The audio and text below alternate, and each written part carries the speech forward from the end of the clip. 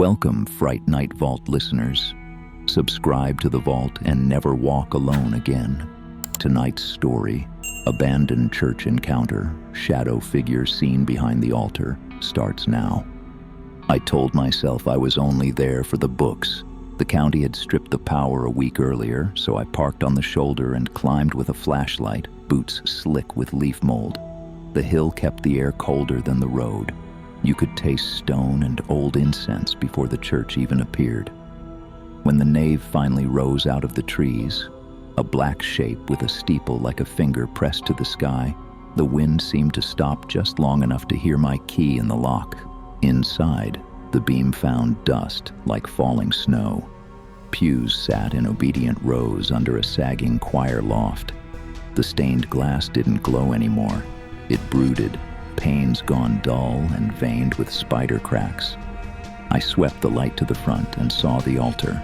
Linen long removed, wood clean, a white water ring where the chalice used to be.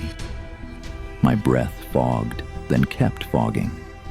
I clicked the light off to save battery and stood still. Silence isn't empty in a place like that. It stacks in layers, the hush of books, the soft collapse of rotting hymnals, the stale sweetness of candle wax still trapped in stone. Somewhere near the sacristy, a drip counted seconds.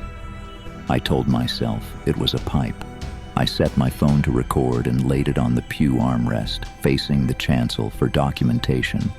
The church committee wanted a list: what stayed, what went, what might be donated. I whispered timestamps out of habit. Nave entry, 7:43 p.m., ambient at. Cold licked my wrist. I glanced at the aisle. My breath thickened again, frosting the beam when I raised the light. The aisle's runner was gone, but the indented path remained, a darker stripe where thousands of shoes had polished the wood. I followed it forward, each step answering with a groan from the floorboards.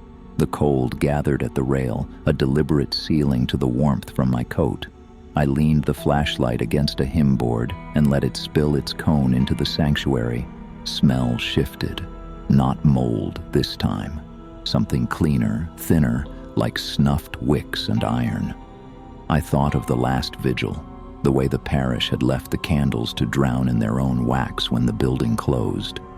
The beam trembled and drew a long, narrow shadow across the altar steps. My hand was steady. The shadow wasn't mine. I pulled the light back to check for a coat rack. A crucifix still hung at a strange angle, anything you could blame. The sanctuary was bare except for the lectern and a wooden chair with a split cane seat. The shadow remained, misshapen, as if someone stood behind the altar where the light couldn't reach, but the cone clearly did. It poured right over the table and into the apse, bright on empty stone. Air thinned. The drip in the sacristy stopped. Hello? I didn't mean to say it. My voice broke the nave and came back smaller. The beam fuzzed again, the glass or my eyes fogging, and the smell of snuffed wicks swelled like a breath taken by someone else. I stepped to the rail. The temperature fell hard enough to sting my teeth. The shadow lengthened across the steps, not toward me, but along the altar, as if it had turned to face the light without moving its feet. I felt the certainty then, simple and wrong as a hand on the back of my neck. I had not come alone. I had come after. Behind me, the phone's red record light blinked in the dark. The phone's tiny red light pulsed behind me like a heartbeat I couldn't stop. I wanted to grab it, but my feet stayed planted against the altar rail. Every sound inside that church seemed louder, my jacket creasing, my breath catching, the wood sighing under weight that wasn't mine. Then the candle smell turned sharp. Iron again. Fresh this time.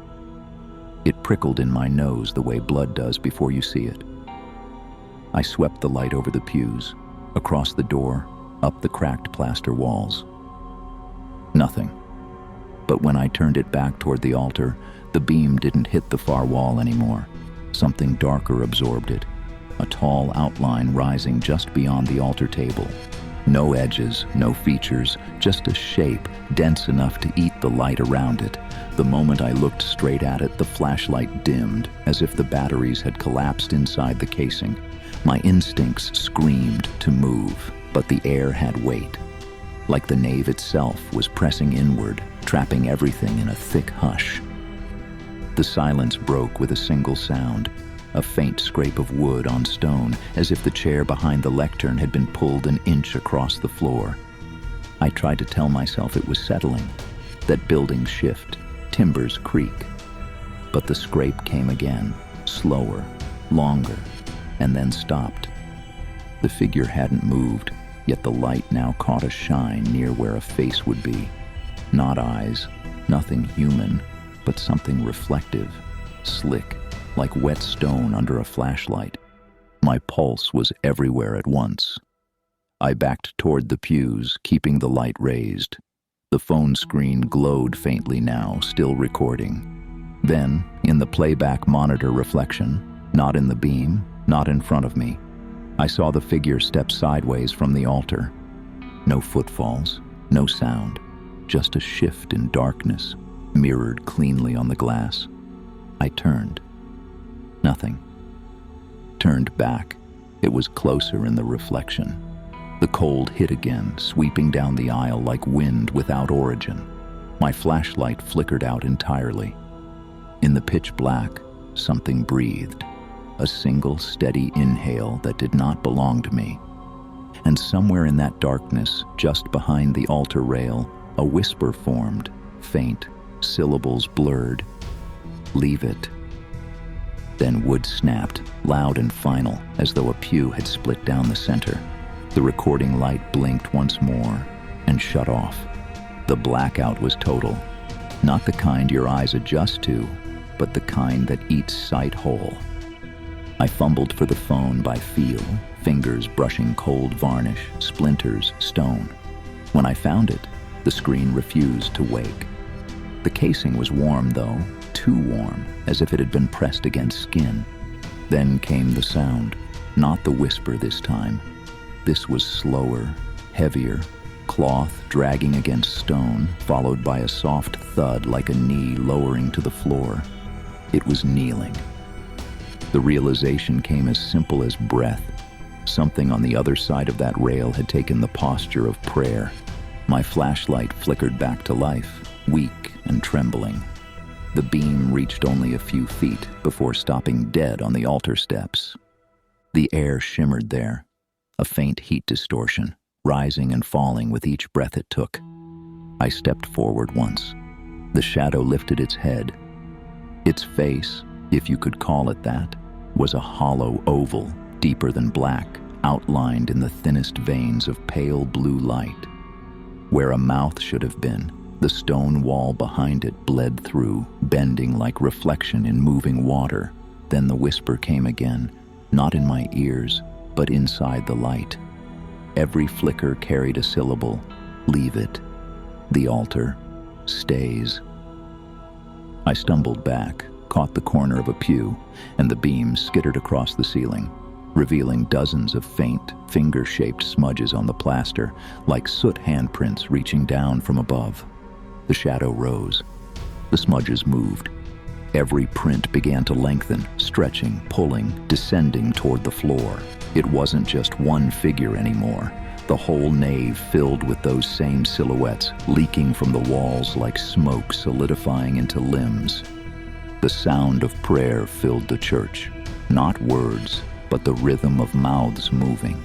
Hundreds of them, all silent. I bolted for the door, but the latch wouldn't turn. I pulled until the metal screamed. Behind me, the whisper deepened into a single, unified breath. The temperature collapsed, and in the reflection of the nearest stained glass panel, every shadow faced the altar again, as if obeying an invisible mass. And at the center of them, the first one turned to me. The glow in its hollow eyes widened, filling with white heat until the figure's edges broke apart like paper in flame. The light snapped off, leaving only the faint red glint of the phone's record LED. For half a second, the church looked normal again. Empty pews, still air, no sound. Then the LED blinked, and something stood between me and it, tall enough to block it out completely. When it moved, the beam came back through its chest, and the voice, this time human, male, right beside my ear, whispered, "You're standing where he fell." The phone hit the floor, still recording, as the shape lunged forward. When I woke, the church was gray, the kind of light you only get before dawn, when the sun hasn't decided if it's coming back. My flashlight lay a few feet away, beam gone. The phone screen pulsed again, that tiny red circle steady as a heartbeat. I stood, dizzy. The pews were where they'd always been, the altar still bare. But the air felt occupied. Every breath came with a faint exhale that wasn't mine, like someone behind me was matching my rhythm, mocking it. I picked up the phone and pressed stop. The file timer showed 47 minutes recorded. I had been inside for maybe 15. Outside, the sky had shifted from black to silver. The trees at the bottom of the hill bent toward the church, branches trembling though there was no wind. I didn't look back until I reached the fence gate. When I did, the nave windows caught the first streak of sunrise, and in the colored glass where the Virgin used to be, a silhouette stood, head bowed, hands clasped. It wasn't a trick of light, it was there. I sent the recording to the committee that morning with no note attached. They never replied. 2 days later, a deputy called to ask if I'd left equipment on site. They'd found my flashlight on the altar steps, batteries split from the casing, and on the wall behind it, in perfect outline, a pair of black handprints pressed into the stone. That night, when I opened my phone to replay the video, it began normally. The walk, the breath, the first sound of scraping wood. But at the end, when the beam cut out and the LED blinked its final frame, the camera caught a reflection in the glass of the exit door. A figure kneeling, and beside it, me, still standing at the rail, long after I had already run. Now, whenever the phone charges, the red light stays on, even when the screen is off, even when I pull the plug. Slip on your headphones, turn out the lights, and if you ever find an altar in the dark, don't stand in front of it. Subscribe to the Vault and never walk alone again.